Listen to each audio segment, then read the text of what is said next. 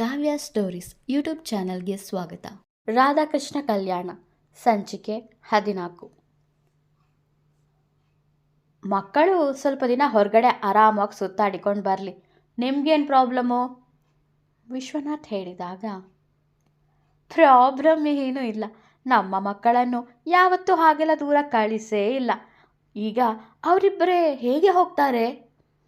ಅಶ್ವಥ್ ಹೇಳುತ್ತಿರಬೇಕಾದರೆ, ಹೌದು, ಅದಕ್ಕೆ ನಾವು ಒಟ್ಟಿಗೆ ಹೋಗಿ ಬರೋಣ ಎಂದರು ಮಹೇಂದ್ರ. ಹೇಯ್, ನಾನು ಅವರನ್ನು ಹನಿಮೂನ್ಗೆ ಕಳಿಸ್ತಾ ಇರೋದು, ಜಾತ್ರೆಗೆ ಅಲ್ಲ, ಎಲ್ಲರೂ ಒಟ್ಟಿಗೆ ಹೋಗಿ ಬರೋದಕ್ಕೆ. ಅವರಿಬ್ಬರೇ ಹೋಗಿ ಸುತ್ತಾಡಿ ಬರಲಿ, ನಾಳೆ ಬೆಳಗ್ಗೆನೇ ಫ್ಲೈಟು. ವಿಶ್ವನಾಥ್ ಹೇಳಿದಾಗ, ಅಲ್ಲ, ಅಲ್ಲೋಗಿ ಇಬ್ಬರೇ ಏನು ಮಾಡೋದು? ಹೊರಗಡೆ ಎಲ್ಲ ಹೋಗೋಕ್ಕೂ ಅವ್ರಿಗೆ ಗೊತ್ತಿರಬೇಕಲ್ಲ. ಅಶ್ವಥ್ ಹೇಳಿದಾಗ, ಅದರ ಬಗ್ಗೆ ನಿಮಗೆ ಚಿಂತೆ ಬೇಡ, ನನ್ನ ಫ್ರೆಂಡ್ ಮಗ ಅಲ್ಲೇ ಇದ್ದಾನೆ, ಅವರ ಹತ್ರ ಇವರು ಹೋಗೋದ್ರ ಬಗ್ಗೆ ಹೇಳಿದ್ದೀನಿ. ಇವರು ಅಲ್ಲಿಗೆ ಹೋಗಿ ತಲುಪಿದರೆ ಸಾಕು, ಮಿಕ್ಕೆಲ್ಲ ವ್ಯವಸ್ಥೆ ಅವರೇ ಮಾಡ್ತಾರೆ. ಹೋಗಿ ಬರೋವರೆಗೂ ಇವರನ್ನು ಅವರೇ ನೋಡ್ಕೊಳ್ತಾರೆ. ವಿಶ್ವನಾಥ್ ಹೇಳಿದಾಗ, ಹೋಗಲ್ಲ ಹೇಳು ಎನ್ನುವಂತೆ ಸನ್ನೆ ಮಾಡಿದ್ದರು ಮಹೇಂದ್ರ. ತಾತ, ಅಷ್ಟು ದೂರ ಹೋಗೋಕೆ ನನಗೂ ಮನಸ್ಸಿಲ್ಲ, ನಾವು ಹೋಗಲ್ಲ ಎಂದ ಕೃಷ್ಣ. ಹೌದು ತಾತ, ನನಗೂ ಹೋಗೋಕೆ ಇಷ್ಟ ಇಲ್ಲ ಎಂದಳು ರಾಧಾ. ನೀವು ಹಾಗೆ ಹೋಗಲ್ಲ ಅಂದರೆ ನನಗೆ ತುಂಬ ಬೇಜಾರಾಗುತ್ತೆ. ಎಲ್ಲ ರೆಡಿ ಮಾಡಿದ್ದೀನಿ, ಹೋಗಿ ಬರೋದಷ್ಟೇ ನಿಮ್ಮ ಕೆಲಸ. ಹೋಗಿ ಈಗಲೇ ಬಟ್ಟೆನೆಲ್ಲ ಪ್ಯಾಕ್ ಮಾಡ್ಕೊಳ್ಳಿ, ಬೆಳಗ್ಗೆನೇ ಹೊರಡ್ತಾ ಇದ್ದೀರಾ, ಇದರ ಬಗ್ಗೆ ಇನ್ನೂ ಚರ್ಚೆ ಬೇಡ ಎಂದ ವಿಶ್ವನಾಥ್ ಅಲ್ಲಿಂದ ತಮ್ಮ ಕೋಣೆಗೆ ಹೋದರು. ಸಾವಿತ್ರಿ ಅವರ ಹಿಂದೆಯೇ ಹೋದರು. ಮಿಕ್ಕವರೆಲ್ಲ ಮುಖ ಮುಖ ನೋಡಿಕೊಂಡರು. ಏನೋ ಮಾಡೋಕೆ ಹೋಗಿ ಇನ್ನೇನೋ ಆಗ್ತಾ ಇದೆ. ಅಶ್ವಥ್ ಗೊಣಗಿದರು. ನಾನೇನೋ ಆಸ್ತಿನ ಇವತ್ತೇ ಬರೆದು ಕೊಡ್ತಾರೇನೋ ಅಂದ್ಕೊಂಡೆ. ಮೋಹನ್ ಹೇಳಿದಾಗ, ನಾನು ಹಾಗೆ ಅಂದ್ಕೊಂಡೆ, ಆದರೆ ಆಗಿದ್ದೇ ಬೇರೆ. ಹನಿಮೂನ್ ಪ್ಲ್ಯಾನ್ ಮಾಡಿದ್ದಾರೆ ಅಪ್ಪ. ಮಹೇಂದ್ರ ಹೇಳಿದಾಗ, ಅದಕ್ಕೆ ಹೇಳೋದು, ಮಾಡಬಾರ್ದು ಮಾಡಿದ್ರೆ ಆಗಬಾರದು ಆಗುತ್ತೆ ಅಂತ. ಆಸ್ತಿಗೆ ಆಸೆ ಪಟ್ಟು ಇವರಿಬ್ಬರಿಗೂ ಮದುವೆ ಮಾಡಿಸಿದ್ರಿ, ಈಗ ನೋಡಿ ಏನೆಲ್ಲ ಅನುಭವಿಸಬೇಕು ಅಂತ. ಆಗಿದ್ದು ಆಯಿತು, ಹೇಗೋ ಮದುವೆ ಆಗೋಗಿದೆ, ಇನ್ನು ಮುಂದೆ ಇಬ್ಬರನ್ನು ಚೆನ್ನಾಗಿರೋಕೆ ಬಿಡಿ. ಮಹಾಲಕ್ಷ್ಮಿ ಹೇಳಿದಾಗ, ನಾನು ಇವಳನ್ನು ಹೆಂಡತಿ ಅಂತ ಒಪ್ಪಿಕೊಂಡು ಚೆನ್ನಾಗಿ ಇರೋದಕ್ಕೆ ಸಾಧ್ಯನೇ ಇಲ್ಲ ಎಂದವ ಸೀದಾ ತನ್ನ ಕೋಣೆಗೆ ಹೋದ. ನಾನು ಅಷ್ಟೇ, ಏನೇ ಆದರೂ ಅವನನ್ನು ಮಾತ್ರ ಗಂಡ ಅಂತ ಒಪ್ಪಿಕೊಳ್ಳಲ್ಲ ಎಂದವಳು ಕೋಣೆಗೆ ಹೋದಳು. ಈಗೇನು ಇಬ್ಬರನ್ನು ಮಲೇಷ್ಯಾಗೆ ಕಳಿಸ್ತಿರೋ ಇಲ್ವೋ? ಭಾಗ್ಯ ಕೇಳಿದಾಗ, ಕಳಿಸ್ಲೇಬೇಕು, ಮದುವೆ ಮಾಡಿಸಿ ಈಗ ಅಲ್ಲಿಗೆಲ್ಲ ಕಳಿಸಲ್ಲ ಅಂದರೆ ಅಪ್ಪನಿಗೆ ಡೌಟ್ ಬರಲ್ವಾ? ಅದಕ್ಕೆ ಕಳಿಸೋಣ. ಹೇಗಿದ್ದರೂ ರಾಧಾಕೃಷ್ಣಕ್ಕೆ ಒಬ್ರನ್ನ ಕಂಡ್ರೆ ಒಬ್ರಿಗೆ ಆಗಲ್ಲ, ಅವರಿಂದ ಏನೂ ತಪ್ಪು ನಡೆಯಲ್ಲ ಬಿಡಿ. ಮೋಹನ್ ಹೇಳಿದಾಗ, ಹೌದು, ಈಗ ಬೇಡ ಅಂದರೆ ಅಪ್ಪನಿಗೆ ಖಂಡಿತ ಡೌಟ್ ಬರುತ್ತೆ. ಇಲ್ಲಿಯವರೆಗೂ ಬಂದು ಸಿಕ್ಕಿ ಹಾಕಿಕೊಳ್ಳೋದು ಬೇಡ. ಮಲೇಷ್ಯಾ ಟ್ರಿಪ್ ಕೂಡ ಒಮ್ಮೆ ಹೋಗಲಿ ಎಂದರು ಮಹೇಂದ್ರ. ರಾಧಾಕೃಷ್ಣ ಇಬ್ಬರನ್ನು ಒಪ್ಪಿಸಿ ಮಲೇಷ್ಯಾಗೆ ಹೋಗಲು ತಯಾರಿ ನಡೆಸಿದ್ದರು. ಬೆಳಗಿನ ಜಾವ 5 ಗಂಟೆ. ನೋಡ್ರೋ, ಅಲ್ಲಿಗೆ ಹೋಗಿನೂ ಜಗಳ ಮಾಡ್ಕೊಂಡಿರೋದಲ್ಲ, ಯಾರು ಗೊತ್ತಿಲ್ಲದೆ ಇರೋ ಊರು, ಪರಿಚಯ ಇಲ್ದಿರೋ ಜನ, ಅವರ ಮಧ್ಯೆ ನೀವಿಬ್ಬರು ಕಿತ್ತಾಡಿಕೊಂಡು ಜಗಳ ಮಾಡ್ತಾ ಇರಬೇಡಿ. ಕೃಷ್ಣ, ರಾಧಾ ಜವಾಬ್ದಾರಿ ನಿಂದು, ರಾಧಾ ಕೃಷ್ಣನ ಜವಾಬ್ದಾರಿ ನಿಂದು, ಅಲ್ಲಿ ನೀವಿಬ್ಬರೂ ಒಂದೇ. ಅಶ್ವಥ್ ಹೇಳಿದಾಗ, ಸರಿ ಆಯಿತು ಎಂದು ತಲೆದೂಗಿದ್ದರು ಇಬ್ಬರು. ಹೊರಡಣ್ವಾ, ಆಮೇಲೆ ಫ್ಲೈಟ್ ಮಿಸ್ ಆದರೆ ಕಷ್ಟ. ವಿಶ್ವನಾಥ್ ಹೇಳಿದಾಗ,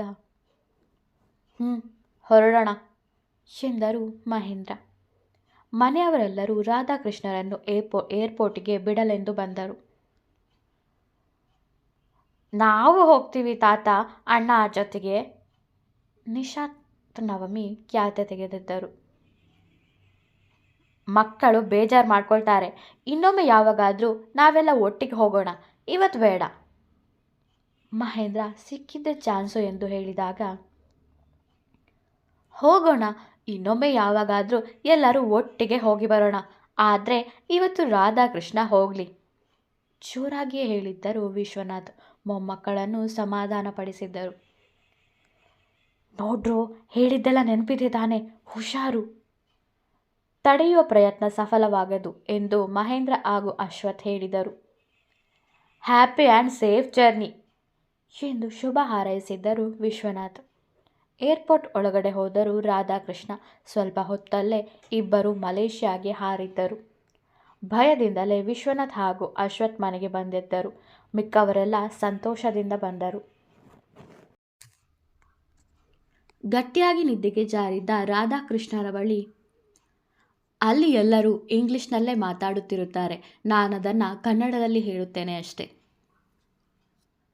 ಸರ್, ಏರ್ಪೋರ್ಟ್ ಬಂತು, ಇಳೀರಿ ಎಂದು ಇಬ್ಬರನ್ನೂ ಎಚ್ಚರಿಸಿದಾಗ,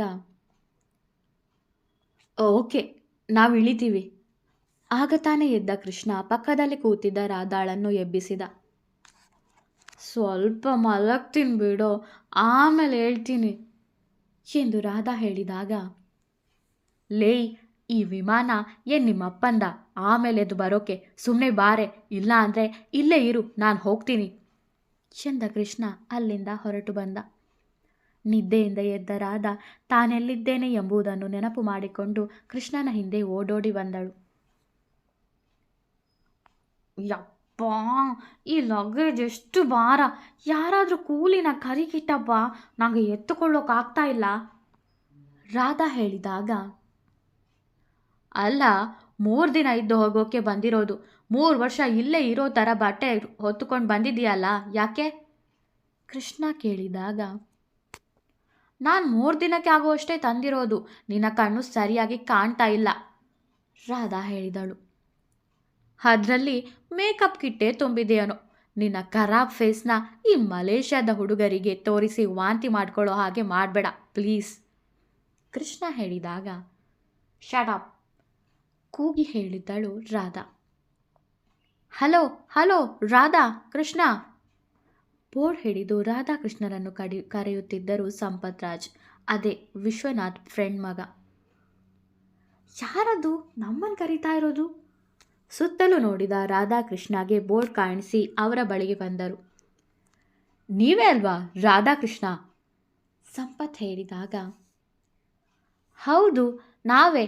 ನೀವೇನಾ ಸಂಪತ್, ವಿಶ್ವನಾಥ್ ತಾತ ಫ್ರೆಂಡ್ ಮಗ ಕೃಷ್ಣ ಕೇಳಿದಾಗ, ಹೌದು ನಾನೇ ಎಂದರವರು. ನಾವೇ ರಾಧಾಕೃಷ್ಣ ಅಂತ ಹೇಗೆ ಗೊತ್ತಾಯಿತು ರಾಧಾ ಕೇಳಿದಾಗ, ನಿಮ್ಮ ಮದುವೆ ಫೋಟೋಸ್ನ ವಿಶ್ವನಾಥ್ ಅಂಕಲ್ ನನಗೆ ಕಳಿಸಿದ್ದಾರೆ, ಹಾಗೆ ಗೊತ್ತಾಯಿತು ಎಂದರು ಸಂಪತ್. ಹೋ ಹಾಗಾ ಎಂದಳು ರಾಧಾ. ಸರಿ ಹೊರಡೋಣವಾ ಸಂಪತ್ ಕೇಳಿದಾಗ, ಹಾಂ ಹೊರಡೋಣ ಎಂದರು ಇಬ್ಬರು. ಬಹಳ ಸುಂದರವಾದ ರೋಡ್ಗಳು, ಕಣ್ಣನ್ನು ಎಷ್ಟೇ ಮೇಲಕ್ಕೆ ಎತ್ತಿದರೂ ಕಾಣದಷ್ಟು ದೊಡ್ಡ ದೊಡ್ಡ ಕಟ್ಟಡಗಳ ತುದಿ, ಸೊಗಸಾಗಿ ಕಟ್ಟಿರುವ ಬೃಹತ್ ಮನೆಗಳು, ನೋಡುತ್ತಿದ್ದರೆ ಅತ್ತಿಂದಿತ್ತ ಕಣ್ಣಾಡಿಸಲು ಮನಸ್ಸೇ ಬಾರದು. ವಾವ್, ತುಂಬ ಚೆನ್ನಾಗಿದೆ ಅಂಕಲ್ ಈ ಜಾಗ ರಾಧಾ ಹೇಳಿದಾಗ, ಇವತ್ತು ರೆಸ್ಟ್ ಮಾಡಿ, ನಾಳೆ ನಿಮಗೆ ಇಡೀ ಊರನ್ನೇ ತೋರಿಸ್ತೀನಿ, ಓಕೆನಾ ಸಂಪತ್ ಹೇಳಿದಾಗ, ಓಕೆ ಅಂಕಲ್ ಎಂದಳು ರಾಧಾ. ನನಗೆ ಇಲ್ಲಿಗೆ ಬರೋಕ್ಕೆ ಸ್ವಲ್ಪನೂ ಇಷ್ಟ ಇರಲಿಲ್ಲ. ಇವಳು ಇಷ್ಟ ಇಲ್ಲದೆ ಇರೋ ಹಾಗೇ ಇದ್ಲು, ಆದರೆ ಈಗ ಊರು ತಿರುಗೋಕೆ ಆಸೆ ಪಡ್ತಾ ಇದ್ದಾಳೆ. ಅಪ್ಪ ಮಾವನ ಮುಂದೆ ನಾಟಕ ಮಾಡಿ ತಾತನ ಹತ್ರ ಇವಳೇ ಹೇಳಿರಬೇಕು ಇಲ್ಲಿಗೆ ಬರೋಕೆ ಮನಸ್ಸಲ್ಲೇ ಗೊಣಗಿದ್ದ ಕೃಷ್ಣ. ಕಾರು ಸಂಪತ್ ಅವರ ಮನೆ ಮುಂದೆ ಬಂದು ನಿಂತಿತು. ರಾಧಾ ಕೃಷ್ಣ ಇಳಿರಿ, ಮನೆ ಬಂತು ಎನ್ನುತ್ತಾ ಸಂಪತ್ ಇಳಿದರು. ರಾಧಾಕೃಷ್ಣ ಕೂಡ ಇಳಿದರು. ವಾವ್ ಅಂಕಲ್, ಮನೆ ತುಂಬ ಚೆನ್ನಾಗಿದೆ ಸಂಪತ್ ಅವರ ದೊಡ್ಡದಾದ ಸುಂದರವಾದ ಮನೆಯನ್ನು ನೋಡಿ ರಾಧಾ ಹೇಳಿದಳು. ಮನೆ ಒಳಗಡೆ ಇನ್ನೂ ಚೆನ್ನಾಗಿದೆ, ಬನ್ನಿ ಒಳಗಡೆ ಎನ್ನುತ್ತಾ ಸಂಪತ್ ಒಳಗಡೆ ಹೋದರು. ಒಳಗಡೆ ಹೋಗುತ್ತಿದ್ದ ರಾಧಾಳನ್ನು ತಡೆದ ಕೃಷ್ಣ, ತುಂಬ ಚೆನ್ನಾಗಿ ನಾಟಕ ಮಾಡ್ತೀಯ, ಬೆಸ್ಟ್ ಆ್ಯಕ್ಟ್ರೆಸ್ ಅವಾರ್ಡ್ ನಿಂಗೆ ಕೊಡಬೇಕು ಕೃಷ್ಣ ಕೋಪದಲ್ಲಿ ಹೇಳಿದಾಗ, ನಾನೇನೋ ಮಾಡಿದೆ ನಿನಗೆ? ಇಲ್ಲಿಗೆ ಬಂದಾಗಿಂದ ನಿನ್ನ ಹತ್ರ ಒಂದು ಮಾತು ಆಡಿಲ್ಲ ನಾನು. ನನ್ನ ಪಾಡಿಗೆ ಇದ್ದೆ, ನನ್ನ ಕಾಲು ಕೆರೆದು ಜಗಳಕ್ಕೆ ಕರಿತಾ ಇದ್ದೀಯಾ ರಾಧಾ ಕೂಡ ಜೋರಾಗಿ ಹೇಳಿದಳು.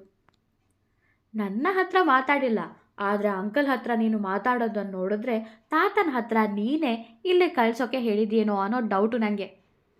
ಕೃಷ್ಣ ಹೇಳಿದಾಗ, ಮಿಸ್ಟರ್ ಕಿಟ್ಟಪ್ಪ, ನನಗೆ ಹಾಗೆಲ್ಲ ಆಸೆ ಇದ್ದಿದ್ರೆ ನಾನೊಬ್ಬಳೇ ಬರ್ತಾ ಇದ್ದೆ, ನಿನ್ನನ್ನು ಜೊತೆಗೆ ಕರ್ಕೊಂಡು ಬರ್ತಾ ಇರಲಿಲ್ಲ.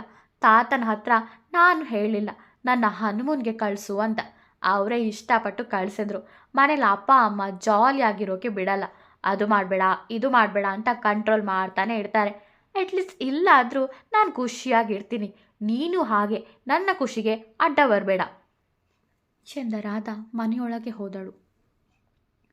ಮಾತು ಮಾತ್ರ ತುಂಬ ಚೆನ್ನಾಗಿ ಆಡ್ತಾಳೆ, ಖುಷಿಯಾಗಿರ್ತಾಳಂತೆ. ಖುಷಿಯಾಗಿ ನನ್ನ ಖುಷಿನ, ನನ್ನ ವಂದನಾ ಖುಷಿನ ಕಿತ್ತುಕೊಂಡು ಅದೇ ಖುಷಿಯಾಗಿರ್ತಾಳೋ ನೋಡಬೇಕು ಗೊಣಗಿಕೊಂಡೇ ಹೋದ ಕೃಷ್ಣ.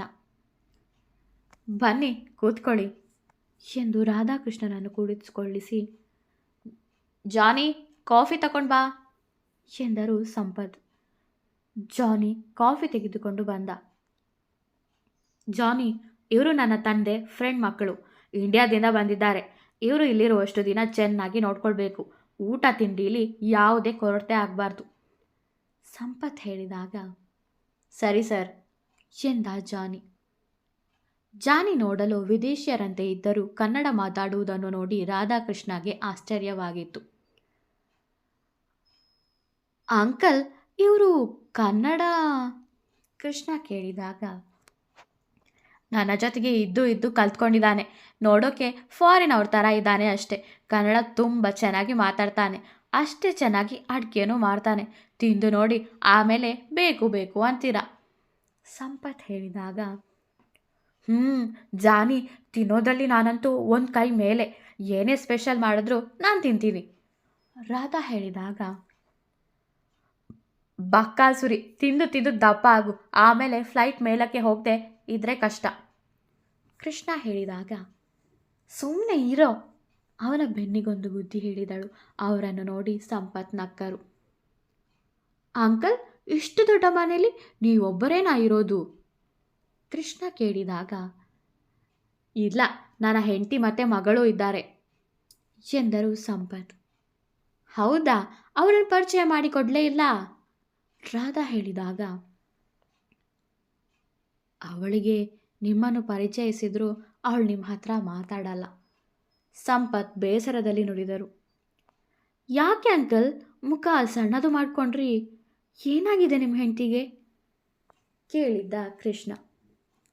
ಅದೆಲ್ಲ ಬಿಡಿ ರಾಧಾಕೃಷ್ಣ, ನೀವಿಬ್ಬರು ಖುಷಿಯಾಗಿರೋಕ್ಕೆ ಬಂದಿದ್ದೀರಾ, ನಿಮ್ಮ ಸಂತೋಷನ ಕಡಿಮೆ ಮಾಡೋ ಮನಸ್ಸು ನನಗಿಲ್ಲ, ನೀವೋಗಿ ಫ್ರೆಶ್ ಆಗಿ ಸಂಪತ್ ಹೇಳಿದಾಗ, ಇಲ್ಲ ಅಂಕಲ್, ಅದೇನು ಅಂತ ಸರಿಯಾಗಿ ಹೇಳಿರಿ, ಎಲ್ಲಿದ್ದಾರೆ ನಿಮ್ಮ ಹೆಂಡತಿ, ಬದುಕಿದ್ದಾರೋ ಅಥವಾ ರಾಧಾ ಹೇಳುತ್ತಿರಬೇಕಾದರೆ, ಬದುಕೇ ಇದ್ದಾಳೆ, ಆದರೆ ಜೀವಂತ ಶವದ ಹಾಗೆ ಸಂಪತ್ ಕಣ್ಣೀರು ಸುರಿಸುತ್ತಾ ಹೇಳಿದರು. ಅಂಕಲ್ ಪ್ಲೀಸ್ ಅಳ್ಬೇಡಿ, ನಾವವರನ್ನು ನೋಡಬಹುದಾ ಕೃಷ್ಣ ಕೇಳಿದಾಗ, ಬನ್ನಿ ತೋರಿಸ್ತೀನಿ ಎಂದು ಇಬ್ಬರನ್ನು ಕರೆದುಕೊಂಡು ಹೋದರು ಸಂಪತ್. ಮಂಚದ ಮೇಲೆ ಮಲಗಿರುವವರನ್ನು ತೋರಿಸಿ, ಇವಳೆ ನನ್ನ ಹೆಂಡತಿ ಸೀತಾ ಸಂಪತ್ ಹೇಳಿದರು. ಅಸಹಾಯಕರಾಗಿ ಪುಟ್ಟ ಮಗುವಿನಂತೆ ಮಲಗಿದ್ದವರನ್ನು ನೋಡಿ ತುಂಬ ಬೇಸರವಾಗಿತ್ತು ಇಬ್ಬರಿಗೂ. ಏನಾಯಿತು ಅಂತ ಕೇಳ್ಬೋದಾ ಅಂಕಲ್ ಕೃಷ್ಣ ಕೇಳಿದಾಗ, ನನಗೂ ಅವಳಿಗೂ ಸಣ್ಣ ಜಗಳ ಆಯಿತು. ಕೋಪದಲ್ಲಿ ನಾನು ಒಂದೇಟು ಹೊಡೆದೆ. ಹೊಡೆತ ಜೋರಾಗೇ ಇತ್ತು.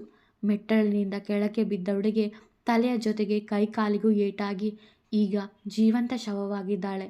ಅವಳನ್ನು ನೋಡಿದಾಗಲೆಲ್ಲ ಅವಳು ಹೀಗಾಗಲು ನಾನೇ ಕಾರಣ ಅನ್ನೋ ಕೊರಗು ಕಾಡ್ತಾನೇ ಇರುತ್ತೆ ಅಳುತ್ತಾಳೆ ಹೇಳಿದ್ದರು ಸಂಪತ್.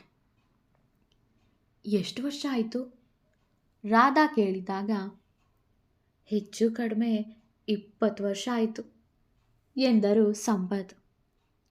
20 ವರ್ಷನಾ? ಡಾಕ್ಟರ್ಸ್ ಇವರನ್ನು ಸರಿ ಮಾಡೋ ಪ್ರಯತ್ನ ಪಡಲೇ ಇಲ್ವಾ ಕೃಷ್ಣ ಕೇಳಿದಾಗ, ತುಂಬ ಜನರ ಹತ್ರ ತೋರಿಸಿದ್ದೀನಿ, ಆದರೆ ಏನು ಪ್ರಯೋಜನ ಆಗಲೇ ಇಲ್ಲ ಎಂದರು ಸಂಪತ್. ಮೆಡಿಸಿನ್ ಇಲ್ವಾ ರಾಧಾ ಕೇಳಿದಾಗ, ರಾಧಾ ಸಾಕು ಅವರನ್ನು ಪ್ರಶ್ನೆ ಮಾಡಿದ್ದು, ಅವ್ರಿಗೂ ಬೇಜಾರಾಗುತ್ತಲ್ವಾ, ಬಾ ಹೊರಗಡೆ ಹೋಗೋಣ.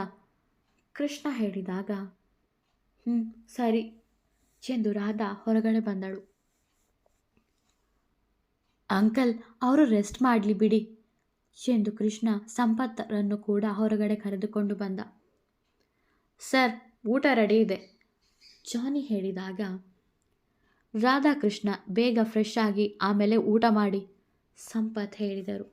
ಇಬ್ಬರು ಮಧ್ಯಾಹ್ನದ ಊಟ ಮುಗಿಸಿ ರಾತ್ರಿಯ ಊಟವನ್ನು ಮುಗಿಸಿದರು. ಮನೆಗೆ ವಿಡಿಯೋ ಕಾಲ್ ಮಾಡಿ ಮಾತಾಡಿಯೂ ಆಗಿತ್ತು.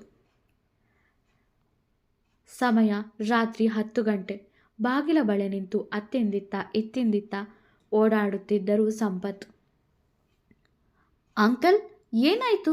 ಯಾಕೆ ಹೀಗೆ ಆಚೆ ಈಚೆ ಹೋಗ್ತಾ ಇದ್ದೀರಾ?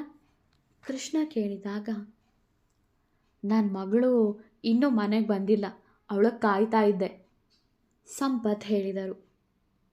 ಸರಿ ಅಂಕಲ್, ನಾನು ಇಲ್ಲೇ ಸ್ವಲ್ಪ ಹೊತ್ತು ಹೊರಗಡೆ ಹೋಗಿ ಬರ್ತೀನಿ ಕೃಷ್ಣ ಹೇಳಿದಾಗ ನಾನು ಬರ್ತೀನಿ ಎನ್ನುತ್ತಾ ಓಡಿ ಬಂದಳು ರಾಧಾ. ನೀನೆಲ್ಲಿಗೂ ಬರೋದು ಬೇಡ, ಸುಮ್ಮನೆ ಹೋಗಿ ಮಲ್ಕೋ, ನಾನು ಹೋಗಿ ಬರ್ತೀನಿ ಕೃಷ್ಣ ಹೇಳಿದಾಗ ಇಲ್ಲ, ನಾನು ನಿನ್ನ ಜೊತೆಗೆ ಬಂದೇ ಬರ್ತೀನಿ ಎಂದಳು ರಾಧಾ. ಇಬ್ಬರು ಹೋಗಿ ಬನ್ನಿ, ಆದರೆ ಬೇಗ ಬನ್ನಿ, ದಾರಿ ಗೊತ್ತಾಗದೇ ಇದ್ದರೆ ನನಗೆ ಫೋನ್ ಮಾಡಿ ಸಂಪತ್ ಹೇಳಿದಾಗ ಮುಂದಕ್ಕೆ ಹೋದ ಕೃಷ್ಣ ರಾಧಾ ಬಳಿ. ನಾನೆಲ್ಲಿಗೆ ಹೋಗ್ತೀನೋ ಅಲ್ಲಿಗೆಲ್ಲ ನೀನು ಬರಲೇಬೇಕಾ ಕೃಷ್ಣ ಹೇಳಿದಾಗ ಹೌದು ಎನ್ನುತ್ತಾ ಅವನಿಗಿಂತ ಮುಂಚೆ ಹೋದಳು ರಾಧಾ. ಅಲ್ವೋ, ನಮ್ಮೂರಲ್ಲಿ ರೋಡ್ ಸೈಡ್ನಲ್ಲಿ ಪಾನಿಪುರಿ ಮಾರ್ತಾರಲ್ಲ, ಇಲ್ಲಿ ಮಾರಲ್ವಾ ರಾಧಾ ಸುತ್ತಲೂ ನೋಡಿ ಹೇಳಿದಾಗ ಬಹುಶಃ ಇಲ್ಲ ಅನಿಸುತ್ತೆ, ನೀನೇನಾದರೂ ಇಲ್ಲಿ ಪಾನಿಪುರಿ ಅಂಗಡಿ ಹಾಕಬೇಕು ಅಂತಿದ್ಯಾ ಕೇಳಿದಾಗ ಹೌದು, ಆ ಶಾಪ್ಗೆ ಹೆಸರು ಫಿಕ್ಸ್ ಮಾಡಿದ್ದೀನಿ, ಕೃಷ್ಣ ಪಾನಿಪುರಿ ಸ್ಟಾಲ್. ಚೆನ್ನಾಗಿದೆಯಾ ಹೆಸರು ರಾಧಾ ಕೇಳಿದಳು. ನನಗೆ ನಿನ್ನಿಂದ ಕೀರ್ತಿ ಬರೋ ಅವಶ್ಯಕತೆ ಇಲ್ಲ, ನಿನ್ನೊಬ್ಬಳ ಹೆಸರನ್ನೇ ಇಟ್ಟು ಫೇಮಸ್ ಆಗು ಸಾಕು ಕೃಷ್ಣ ಹೇಳುತ್ತಿರಬೇಕಾದರೆ ಆಯಿತು ಬಿಡು, ನಿನ್ನ ಫೇಮಸ್ ಮಾಡೋ ಮನಸ್ಸು ಕೂಡ ನನಗೆ ಇಲ್ಲ, ತಗೋ ಫೋನು, ನಂದೊಂದು ಫೋಟೋ ತೆಗಿ ಎನ್ನುತ್ತಾ ಫೋನನ್ನು ಕೃಷ್ಣನ ಕೈಗೆ ಕೊಟ್ಟು ಸ್ವಲ್ಪ ದೂರ ಹೋಗಿ ನಿಂತಳು ರಾಧಾ. ಬರುವಾಗ ಫೋಟೋಗ್ರಾಫರನ್ನು ಕರ್ಕೊಂಡು ಬರಬೇಕಿತ್ತು, ನಾನೇನು ನಿನ್ನ ಕೆಲಸದವನಾ ಕೃಷ್ಣ ಹೇಳಿದಾಗ ಯಾವ ಫೋಟೋಗ್ರಾಫರ್? ಅದೇ ಆವತ್ತು ಕಾಂಟ್ರಾಕ್ಟ್ ಫೋಟೋ ತೆಗ್ದ ಅಲ್ವಾ, ಅವನನ್ನು ಕರ್ಕೊಂಡು ಬರಬೇಕಿತ್ತಾ ರಾಧಾ ಕೇಳಿದ್ದಳು. ಅವನನ್ನು ಕರ್ಕೊಂಡು ಬರಬೇಕಿತ್ತು, ಒಳ್ಳೊಳ್ಳೆ ಫೋರ್ಸ್ ಹೇಳ್ತಾ ಇದ್ದ ಕೃಷ್ಣ ಹೇಳಿದಾಗ ನೆಕ್ಸ್ಟ್ ಟೈಮು ನಿನ್ನ ಹೆಂಡತಿ ಜೊತೆಗೆ ಬರ್ತೀಯಲ್ಲ, ಆಗ ಜೊತೆಗೆ ಕರ್ಕೊಂಡು ಬಂದು ಫೋಟೋದನ್ನಾದರೂ ತೆಗೆಸು, ಬೇರೆ ಇನ್ನೇನಾದರೂ ಮಾಡು, ನನಗೇನು ಎನ್ನುತ್ತಾ ಕೃಷ್ಣ ತೆಗೆಯುತ್ತಿದ್ದ ಫೋಟೋಗೆ ಫೋಸ್ ಕೊಡುತ್ತಿದ್ದಳು ರಾಧಾ. ಎಲ್ಲಿ ಫೋಟೋ ತೋರಿಸು ರಾಧಾ ಹೇಳುತ್ತಾ ಬರಬೇಕಾದರೆ ಕಾಲು ಎಡವಿ ಬಿದ್ದು ಬೀಳುತ್ತಿದ್ದವಳನ್ನು ಹಿಡಿದವ. ನಿಧಾನಕ್ಕೆ ಬಾರೆ, ಬಿದ್ದು ಮೂತಿ ಗೀತಿ ಕಿತ್ತೋದ್ರೆ ಕಷ್ಟ ಕೃಷ್ಣ ಹೇಳುತ್ತಿರಬೇಕಾದರೆ ಲೋ, ಅಲ್ಲೋಡು ಟ್ವಿನ್ ಟವರ್, ಎಷ್ಟು ಚೆನ್ನಾಗಿದೆ ಅಲ್ವಾ, ನನ್ನದೊಂದು ಫೋಟೋ ತೆಗಿಯೋ ಎನ್ನುತ್ತಾ ರಾಧಾ ರಸ್ತೆ ದಾಟಿ ಟ್ವಿನ್ ಟವರ್ ಬಳಿ ಹೋಗಬೇಕೆನ್ನುವಷ್ಟರಲ್ಲಿ ರಭಸದಿಂದ ಬಂದ ಕಾರೊಂದು ರಾಧಾಗೆ ಗುದ್ದಿ ಬಿಟ್ಟಿತು. ರಾಧಾ ಕೆಳಕ್ಕೆ ಬಿದ್ದಳು. ರಾಧಾ ಎನ್ನುತ್ತಾ ಜೋರಾಗಿ ಕೂಗಿದ ಕೃಷ್ಣ. ಮುಂದುವರಿಯುವುದು. ವಿಡಿಯೋ ಇಷ್ಟವಾದರೆ ಲೈಕ್ ಮಾಡಿ, ಕಮೆಂಟ್ ಮಾಡಿ. ನನ್ನ ಚಾನಲ್ಗೆ ಹೊಸಬರಾದರೆ ಸಬ್ಸ್ಕ್ರೈಬ್ ಮಾಡಲು ಮರೆಯಬೇಡಿ. ಧನ್ಯವಾದಗಳು.